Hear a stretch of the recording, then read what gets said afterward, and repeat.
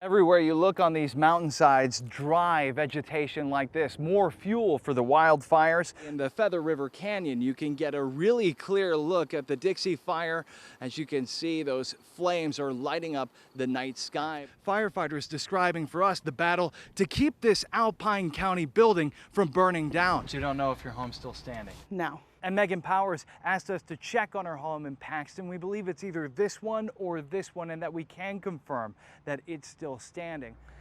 Hey Kurt, well here in Quincy, this area remains under an evacuation warning, but the active flames of the Dixie fire happening just 10 to 15 miles that way. It's now covered by that heavy smoke, but driving up here on Highway 70, we were surrounded by that smoke. You couldn't see much in the way of active flames, but an eerie orange glow rising up from the smoke, and we saw a lot of CAL FIRE and other fire department engines doing structure protection, trying to protect towns like Twain, Indian Falls, Paxton in harm's way from the Dixie fire. A lot of the people who are staying here are evacuees from those areas. We spoke with CAL FIRE about the conditions you should consider when it comes to deciding whether or not to leave, and then with the Red Cross about what you can expect to find in one of these shelters.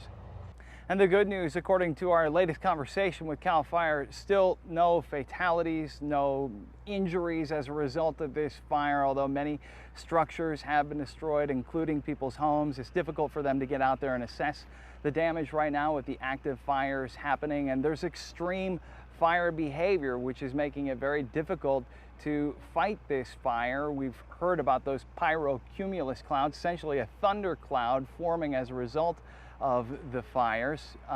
But again, pretty good spirits, pretty high spirits here at this Red Cross shelter. We've spoken with a number of people who are kind of just joking around and trying to make the best of a very difficult situation. The Red Cross says it's food, it's shelter, and most importantly, comfort for those who are here. Absolutely. Our Luke Clary live in Quincy tonight. That's right, Chris. And from where we're standing in this spot at the edge of town in Magalia, you can see that huge plume of smoke rising up from the Dixie fire, not far from where the deadly campfire kicked off 3 years ago. And tonight we're learning from officials how the outline of that firefight may be helping in this one.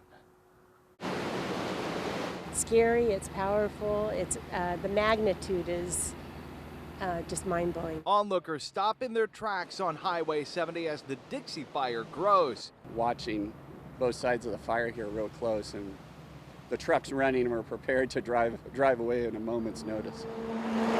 Crews bringing the fight from the ground to the air, even on rails. Rail workers spraying the flames on the high side of the tracks, they say, in coordination with CAL FIRE, hoping to prevent the spread to this side of the canyon.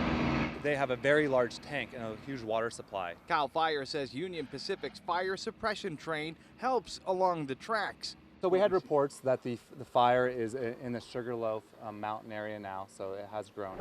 Containment lines established during the campfire helping them now. Our firefighters are utilizing these lines, and we're just slowly making our way around it. But as you can see, the fire is very active today. A lot of our favorite camping places seem to be either burning up or coming close to burning up. And Californians are taking notice of the more frequent, ferocious wildfires. That's become the norm, which is really scary.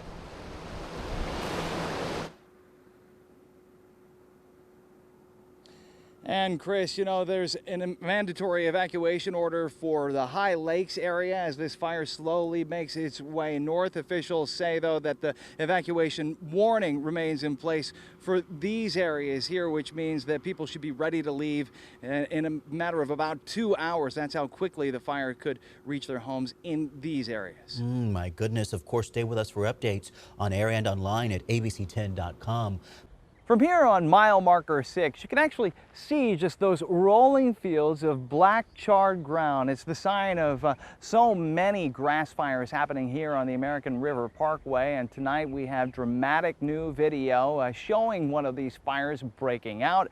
We also speak to the people living in those camps just steps away from where the flames broke out and asked why they think this keeps happening.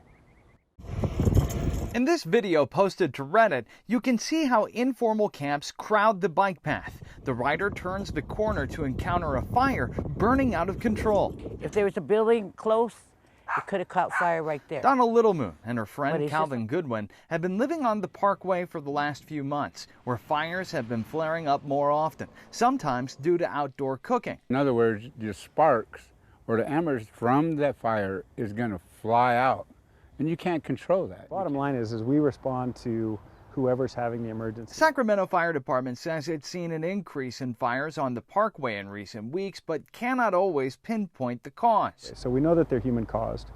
We just don't always have the ability to investigate the fire like we would a house fire, come right down to a point of origin or a cause. Especially if the winds, if the wind's blowing from direction, because the embers will fly off and set it on fire. Meanwhile, the people living on the Parkway say they know what can cause fires to flare up and what to have on hand to prevent them or slow them down. Have appropriate water on hand, have shovel on hand, or have a fire extinguisher on hand if you can't. They also know that these fires contribute to negative feelings about their camps. The public is very judgmental. It really is. Well, what idiot would let that person do that, But see, it is not only the homeless that do this. Everybody is prone to mistakes. We're not all perfect. And Sacramento Fire Department says in these conditions, the hot, dry air, all it takes is a spark to light up yet another grass fire. And as long as you have people camping and cooking here, that is always going to be a risk.